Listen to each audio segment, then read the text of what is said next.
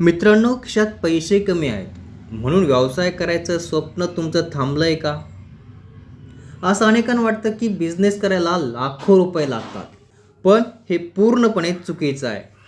आज मी तुम्हाला असे काही धमाकेदार बिझनेस आयडिया सांगणार आहे, ज्या तुमच्या घरातून अगदी किरकोळ गुंतवणुकीतून तुम्ही सुरू करू शकता. व्हिडिओ अगदी शेवटपर्यंत बघा, कारण तुमचं आयुष्य या ठिकाणी बदलू शकतं. पण मला एक सांगा, तुम्हाला काय वाटतं, घर बसल्या 5,000 रुपयात खरोखरच व्यवसाय होऊ शकतो का?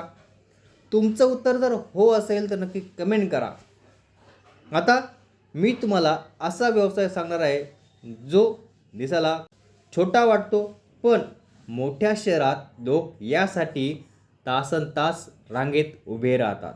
आणि विशेष म्हणजे हा व्यवसाय सुरू करायला तुम्हाला कोणत्याही दुकानात जाण्याची गरज नाही आहे. मित्रांनो, आता मी डायरेक्ट मुद्द्यावर येतो. बाजारात मिळणाऱ्या मसाल्यांमध्ये भेसळ असते, हे तुम्हाला चांगलंच माहिती आहे. पण जर तुम्हाला घरच्या घरी शुद्ध मसाले तयार करून महिन्याला 20 ते 30,000 रुपये कमवता आले तर? हो, आज आपण अशाच व्यवसायाबद्दल बोलणार आहोत, ज्याची मागणी कधीच संपत नाही. चला तर मग सुरू करूया या व्यवसायाबद्दलची माहिती. आता मसाला व्यवसाय हा असा उद्योग आहे जो तुम्ही तुमच्या किचनमधून सुरू करू शकता. आता सुरुवातीला फक्त 5 ते 10,000 रुपयाचे खडे मसाले विकत आणा. घरच्या घरी ते स्वच्छ करा, वाळवा आणि दळून घ्या. बाजारात मिळणाऱ्या इतर मसाल्यांपेक्षा घरगुती मसाल्यांचा सुगंध आणि चव ही वेगळीच असते, हे तुम्हाला सांगायची गरज नाही आहे. आणि हाच तुमचा सर्वात मोठा प्लस पॉईंट असणार आहे.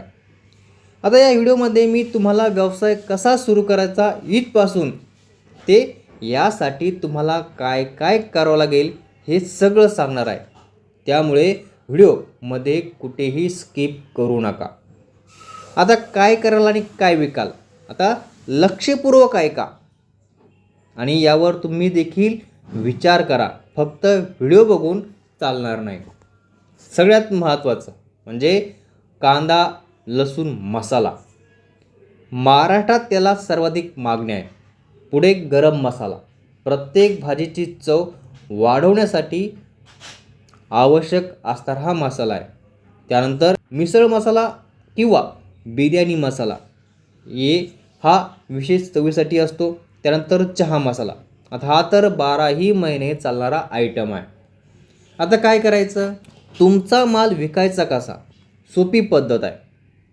पारदर्शक पाकिटे वापरा, जेणेकरून मसाल्याचा दर्जा दिसेल. तुमच्या भागातल्या महिला बचत गटाशी संपर्क साधा. तसेच स्थानिक हॉटेल मालकांना भेटून त्यांना तुमचे सॅम्पल द्या. एकदा का चव बसली की लोक स्वतःहून तुमच्याकडे येतील. गुंतवणूक कमी आणि नफा 50% मिळू शकतो. आता व्यवसाय थोडा वाढला की पुढे तुम्हाला सगळ्यात महत्त्वाचं काम करायचं आहे, ते म्हणजे FSSAIचे लायसन काढून घ्यायचे आहे, ज्यामुळे तुमच्या ब्रँडवर लोकांचा विश्वास वाढेल.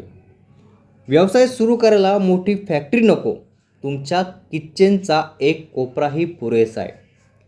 आपल्याला प्रामुख्याने 3 गोष्टी लागतील. पहिला म्हणजे कच्चा माल. आता यामध्ये बेडगी किंवा लवंगी मिरची, धने, जिरे, लवंग आणि मिरी हे नेहमी होलसेल मार्केटमधूनच खरेदी करा.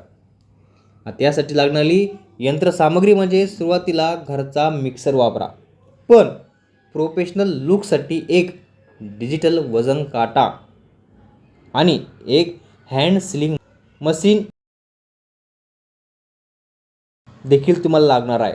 आणि हे दोन्ही मिळून तुम्हाला 2,000 रुपयांच्या आत खर्च येईल. आणि पॅकेजिंग करताना साध्या आणि पारदर्शक पिशव्या किंवा तुमच्या ब्रँडच्या नावाचं एक स्टिकर बसवा. झाला तुमचा प्रोडक्ट तयार. पण थांबा, फक्त मसाला बनवून चालणार नाही.